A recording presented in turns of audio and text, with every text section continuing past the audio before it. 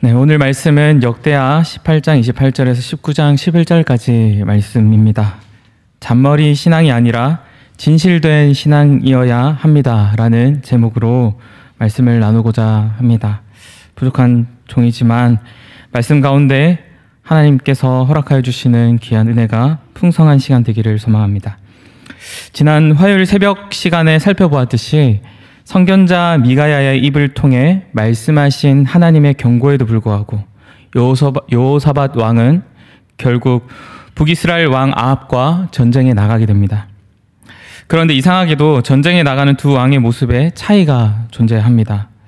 그것은 북이스라엘 왕 아합의 제안 때문인데요. 북이스라엘 왕 아합은 남유다 왕 여호사밧에게 이렇게 제안을 합니다. 나는 변장을 할 터이니 너는 왕복을 입으라고 말입니다. 그리고 어떻게 됩니까? 아람과의 전쟁이 벌어지게 되자 홀로 왕복을 입은 이 여호사밧 왕이 아람 군대의 주 표적이 되게 됩니다. 아람 왕 역시 병거 지휘관들에게 이렇게 말을 합니다. 다른 것은 다 제쳐두고 저기 보이는 저 이스라엘 왕만 잡으라. 그렇게 말입니다. 여호사밧은 큰 위기에 처하게 됩니다. 그 가운데 여호사밧이 오늘 본문에서도 하나님께 부르짖는 장면이 말씀 가운데 나타납니다. 그러자 어떻게 됩니까? 하나님의 도우심으로 말미암아 여호사밧 왕은 위기를 벗어나게 됩니다. 하지만 무명의 한 사람이 당긴 활 시위로 말미암아 변장을 했던 이스라엘 왕 아합은 치명상을 입게 됩니다. 속히 전장을 벗어나 보려고 이리저리 아등바등 해보지만 전쟁이 치열했기 때문에 쉽게 벗어날 수 없었습니다. 결국 전쟁 중에 이 아합 왕은 사망하게 됩니다. 이후에 예루살렘에 돌아온 여호사밧에게 선견자 예후가 나타나 이렇게 말을 합니다. 악한 자를 돕고 그들을 사랑하는 것이 하나님께서는 진노하는 일입니다. 그리고 여호사밧 왕이 하나님 앞에 선한 일들을 행했던 것들을 상기시킵니다. 곧 다윗의 처음기를 행하며 우상들을 파괴했던 모습 말입니다. 그리고 오늘 읽은 말씀 마지막 절인 11절까지 신앙과 정치 전반적인 부분에서 하나님을 경외하는 것이 중심되도록 개혁을 시행하는 장면이 말씀 가운데 나타납니다. 오늘 이 말씀을 통해서 우리에게 주시는 두 가지 교훈을 살펴보고자 합니다. 첫 번째로는 잔머리 신앙을 경계해야 한다라는 것입니다. 오늘 본문에서 나타나는 여호사밧 왕과 아합 왕은 소위 말해 허접한 왕이 아닙니다. 북이스라엘 7대 왕이었던 아합은 북이스라엘 왕들 중에 가장 강력한 통치력을 발휘했던 왕입니다. 그리고 그의 통치 가운데 모압이라는 나라로부터 많은 조공을 받았던 그 시기가 바로 이 북이스라엘의 가장 강력했던 시기, 그 당시의 왕 아합 왕입니다. 아합 왕이 통치하고 있을 때 북이스라엘은 군사적으로나 경제적으로나 가장 막강했던 시기가 바로 이 시기입니다. 그렇다면 남유다 왕 여호사밧은 어떻습니까? 단순히 남유다 선한 왕 중에 한 명으로 그칠 만한 그런 왕이 아닙니다. 역대하 17장 말씀에서도 나타나고 있듯 여호사밧 왕은 직분에 따라 역할을 나누어서 전국 각지에 분담하도록 명했습니다. 이것은 예루살렘뿐만 아니라 남유다 전체적 그렇게 골고루 신앙과 교육 그리고 정치적으로 경제적으로 큰 발전을 이룰 수 있게 하는 아주 훌륭한 정책입니다. 그리고 솔로몬 이후에 분열되어 전쟁이 끊이지 않았던 이 상황을 정략 결혼이라는 그것을 통하여서 동맹국이 되도록 북이스라엘이 동맹국이 되도록 만들었던 왕이 이 여호사밧 왕입니다. 여기까지 생각해 볼 때에 북이스라엘의 아합 왕이나 남유다의 여호사밧 왕은 결코 멍청한 왕이 아니라는 것을 알 수가 있습니다. 상당히 똑똑하고 머리를 잘 쓰는 사람들인 것입니다. 아합 왕은 여호사밧 왕에게 제안을 하지요. 당시 비옥하고 상업적 그리고 군사적, 교통적으로 아주 중요한 지역이면서 그렇기 때문에 아람과 자주 분쟁이 발발했던 지역, 바로 길앗 라못에 가서 함께 아람을 치자라는 것입니다. 이 당시 남유다 역시 주변의 인근 국가들이 함부로 칠 수 없을 만큼 막강한 나라였고 또 블레셋으로부터 조공을 받고 있었던 강력한 나라였습니다. 북이스라엘도 강력했고 남유다도 강력했기 때문에 이 두 나라가 합쳐서 이 아람이라는 나라를 치게 된다면 우리는 반드시 이길 것이라는 계산이 있었기 때문입니다. 그리고 한 가지 꾀를 또 하나 하게 됩니다. 전쟁에 앞서 하나님의 말씀을 전했던 선견자 미가야의 말이 걸렸던 아합은 잔머리를 하나 더 굴리게 됩니다. 그것은 바로 자신이 변장하는 일입니다.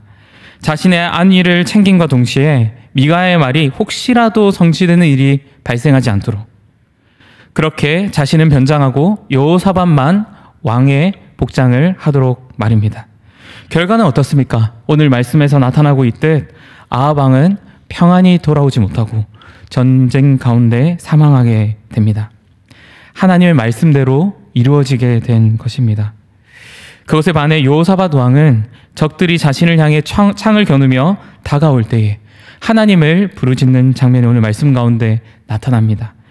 그 결과 어떤 일이 벌어집니까? 전쟁에서는 패하게 되지만 평안하게 예루살렘으로 돌아올 수 있는 그 은혜를 경험하게 됩니다.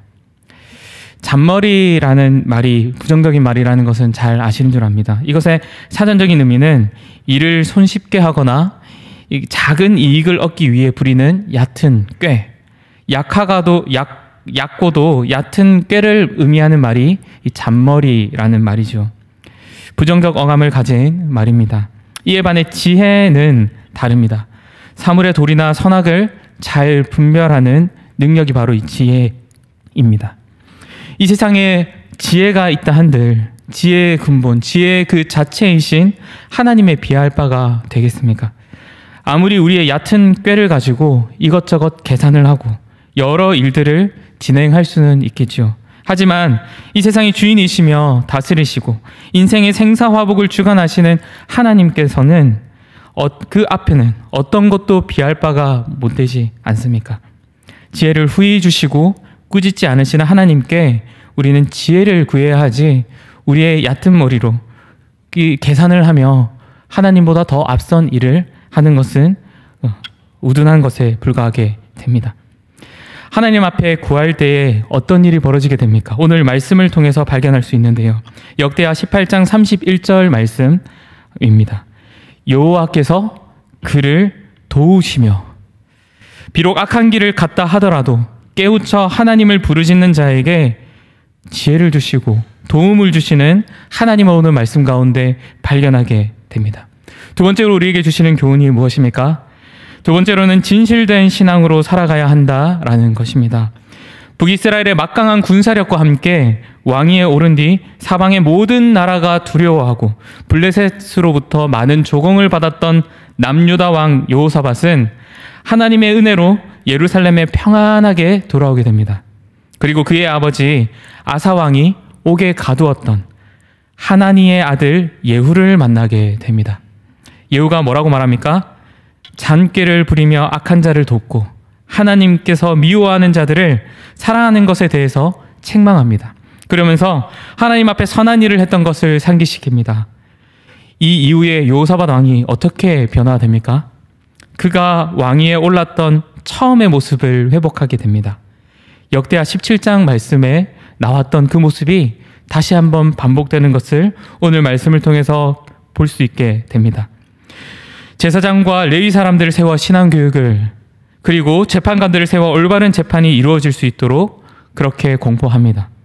그런데 오늘 본문 역대하 19장 말씀이 앞선 역대하 17장 말씀과 다른 점이 있는데요. 이것은 바로 하나님 중심이 더욱 두드러지는 것입니다. 본문 6절과 7절 말씀에서 재판관들을 세워 이렇게 이릅니다. 제가 읽겠습니다. 너희가 재판하는 것이 사람을 위하여 할 것인지 여호와를 위하여 할 것인지를 잘 살피라. 너희가 재판할 때에 여호와께서 너희와 함께 하심이니라. 그런즉 너희는 여호와를 두려워하는 마음으로 삼가 행하라. 또 레위 사람들과 제사장들에게는 이렇게 명합니다. 본문 9절 하반부 말씀입니다. 너희는 진실과 성심을 다하여 여호와를 경외하라. 하나님 중심임이 더욱 두드러지는 것을 발견하게 됩니다. 왜 이렇게 바뀌게 되었습니까? 그것은 바로 이미 하나님을 그가 경험했기 때문입니다. 특별히 9절 말씀에서 진실이라는 이 말은 확고하다라는 그 말에서 파생된 말입니다. 변하지 않는 진실함을 의미하는 것이 진실이라는 말입니다. 그리고 이어지는 성심이라는 말은 마음이라는 말과 손상되지 않는 완전하고 평화로운이라는 말과 함께 결합된 말입니다. 다시 말해 온전한 마음이라는 뜻을 의미합니다. 그렇다면 하나님을 섬기며 그 뜻을 실천하는 온전한 자세가 바로 진실과 성심을 다해 하나님을 경외한다라는 것입니다. 여호사밧은 자신의 잔꾀로 죽음 직전까지 갔지만 그 가운데 절박한 심정으로 진심을 다해 하나님께 부르짖었을 때에 하나님께서 그를 도와주셨다는 것을 직접 경험했기 때문입니다. 하나님에 대해 들었던 단순한 지식이 아니라 경험을 무시한 채 자신의 이성에 의지한 그러한 사변적인 하나님이 아니라 진실된 하나님을 체험적으로 경험했을 때에 완전한 그 변화를 경험한 것은 오늘 말씀을 통해서 나타납니다. 그렇기 때문에 진실된 신앙으로 살아갈 수 있게 된 것을 오늘 말씀을 통해서 발견하게 됩니다. 말씀을 맺고자 합니다. 오늘 이 말씀을 통하여서 두 가지를 살펴보게 되었습니다. 첫째는 잔머리 신앙을 경계해야 한다라는 것입니다. 우리에게 여러 지혜도 있겠지만 여러 경험적인 것도 있겠지만 지혜의 근본이 되시는 하나님께 구하는 것이 가장 탁월합니다. 우리가 아무리 계산을 한다 할지라도 우리가 아무리 잔꾀를 가지고 잔머리를 굴리며 살아간다 할지라도 이것이 어떻게 하루아침에 무너지게 될지 모른다라는 것이 오늘 말씀을 통해서 이미 발견하지 않습니까? 당시 남유다와 북이스라엘은 그 누구도 견주지 못할 강력한 국가, 패할 것을 감히 생각하지 못할 그런 상황인데도 불구하고 하나님께서 치시니 어떻게 됩니까? 패배를 맛볼 수밖에 없게 되지 않습니까? 혹시라도 오늘 하루 그리고 앞으로 살아가는 나날들 가운데 우리의 많은 경험들이 있지만 하나님, 이런 경험들이 있지만 하나님의 지혜를 의지합니다. 하나님께서 지혜를 주셔서 오늘 이 하루를, 내일을 지혜롭게 살아갈 수 있도록 해주십시오. 그렇게 기도할 수 있는 오늘 이 하루가 되기를 소망합니다. 두 번째로는 진실된 신앙으로 살아가야 한다라는 것입니다. 체험을 한 자에게는 단순히 사변적인 하나님이 아니라 정말로 하나님께서 확고하게 살아계시다라는 것이 경험적으로 고백하게 됩니다. 그러면 어떻게 됩니까? 진실되게 신앙생활을 할 수 있게 됩니다. 오늘 이 하루도 하나님이 없다 부르짖는 그 목소리가 너무 많은 가운데 오늘 우리에게 하나님의 살아계심을 나타내 보여주십시오. 오늘 우리 교회 가운데, 오늘 이 나라 가운데, 이 세계 가운데 하나님께서 분명히 살아 역사하시다는 것을 나타내 보여주십시오. 그래서 많은 이들이 단순히 지식적인 것이 아니라 사변적인 것이 아니라 살아계신 하나님을 경험함으로써 진실되게 하나님 앞에 살아가는 자들이 되게 해주십시오. 그렇게 기도할 수 있는 오늘 이 시간이 되기를 소망합니다. 주님 가르쳐 주신 기도로 마치도록 하겠습니다.